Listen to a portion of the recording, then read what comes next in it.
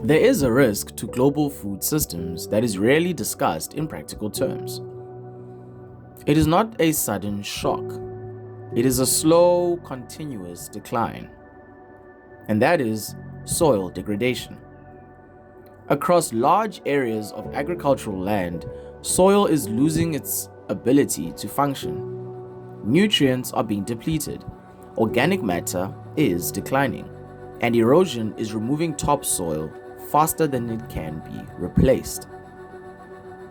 And the critical point is this: food production depends on soil function. When soil degrades, production becomes unstable. This is not a future problem. It is already happening. Soil degradation occurs when the balance between inputs and losses is disrupted. The key processes here include erosion. Wind and water remove topsoil, which contains the highest concentration of nutrients and organic matter. The second process is nutrient depletion. Continuous cropping without adequate replenishment reduces soil fertility. Thirdly, the loss of organic matter. Organic carbon declines when residues are not returned and biological activity is disrupted. Lastly, a key process is the structural breakdown. Soil compaction and disturbance reduce porosity, limiting water infiltration and root growth. These processes are interconnected. When organic matter declines, soil structure weakens, erosion increases, and water retention decreases. This creates a feedback loop. Degraded soil becomes more vulnerable to further degradation. A clear example comes from Madagascar, particularly in its southern regions. Large areas of farmland have been affected by severe erosion, locally known as lavaka.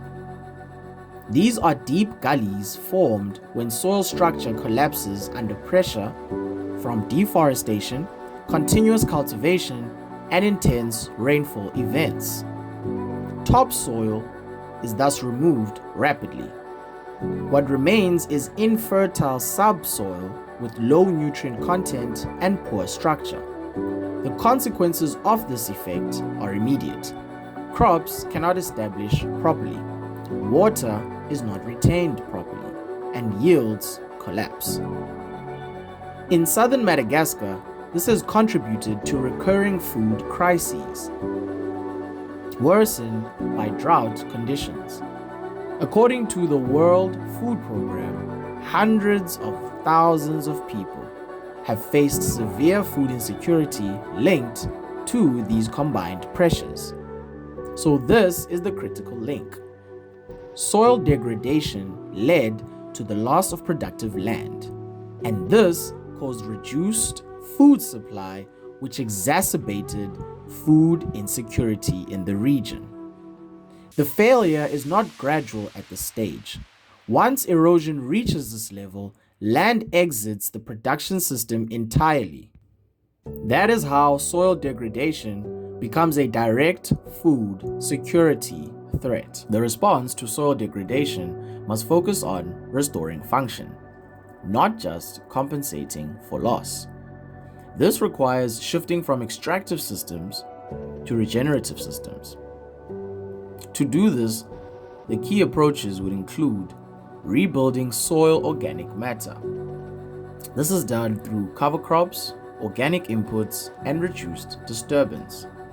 Another way would be to reduce erosion by eliminating soil cover and improving structure. A third way would be to improve nutrient cycling by aligning inputs with crop needs and enhancing biological processes. And then lastly, by integrating systems. This involves combining crops, livestock, and other components to recycle nutrients more effectively.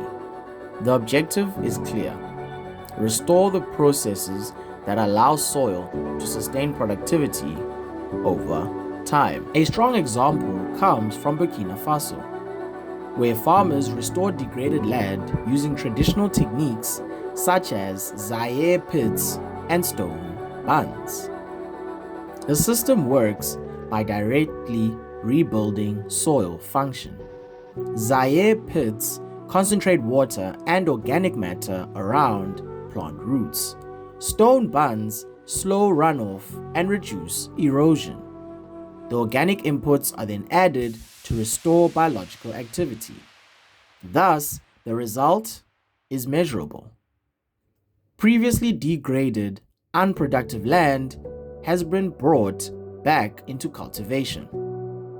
Water infiltration improves, soil fertility increases, and crop yields rise significantly, even under low rainfall conditions. Farmers who adopted these methods have increased food production, improved household food security, and reduced vulnerability to drought. These methods are supported by organizations such as the Food and Agriculture Organization, which has led to these practices being scaled across large areas of Sahel. This is the key shift.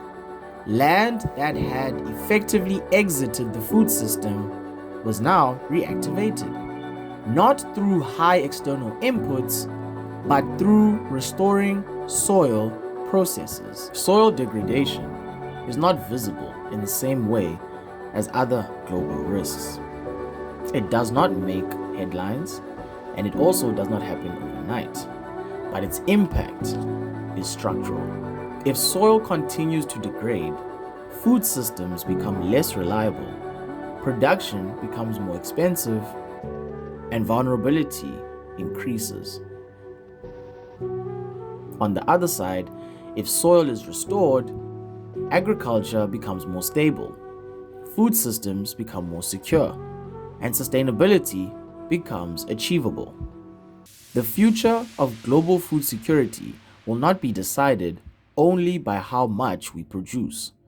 It will be decided by whether the land we depend on can continue to produce at all.